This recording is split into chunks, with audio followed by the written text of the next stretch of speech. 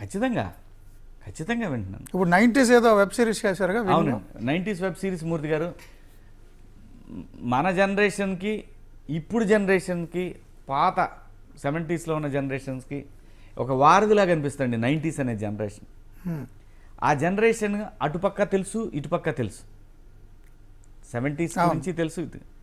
అలాంటి ఒక magical moment అండి #90s మిడిల్ క్లాస్ బయోపిక్.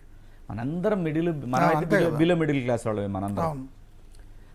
ఆ పరిస్థితులు, ఆ రోజుల్లో ఆ స్కూళ్ళలో ఆ పిల్లల బిహేవియరు, ఆ గవర్నమెంట్ స్కూల్స్ ఎలా ఉండేవి, అప్పుడప్పుడే వస్తున్న ప్రైవేట్ విద్యా సంస్థలు, సో పిల్లల ప్రెషరు, ఫుల్ లెంత్ ఎంటర్టైన్మెంట్తో ఉంటుందండి.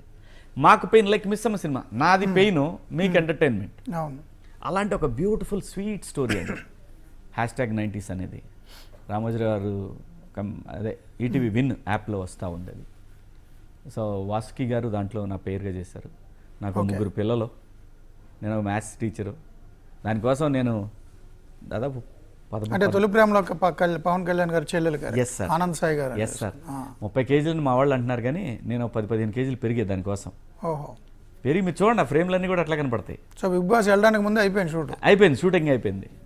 సో మళ్ళీ అక్కడ లక్కీగా నేను తగ్గాలని. మీ ఇద్దరు అబ్బాయిల కోరిక మీరు మళ్ళీ సినిమాల్లో ఉండాలనా? పక్కా.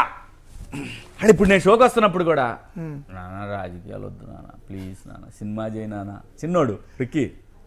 నేను అదే, నాకు ఇప్పుడున్న మనకున్న ఏర్పడ్డ ఈ జనరేషన్ ఫ్యాన్ బేస్, పిల్లలు నన్ను అభిమానించేవాళ్ళు, ఫ్యాన్ బేస్ అనే మాట పెద్దది అవుతుందేమో, కానీ నన్ను అభిమానించేవాళ్ళు అందరూ కూడా వాళ్ళు కోరుతుంది ఏంటంటే, వద్దు సార్ మనకదే, వీళ్ళు మారరు, మీరు సినిమాలు చేయండి సార్, మీ సినిమాలన్నీ ఇప్పుడు మళ్ళీ టీవీలో వేస్తున్నారు సార్, మళ్ళీ మొత్తం చూసిన తర్వాత అయ్యో ఇంత ఓటీటీ వచ్చిన తర్వాత మీరు చేయలేదు సినిమాలు, ఓటీటీకి ముందు తెలియదు నాకు.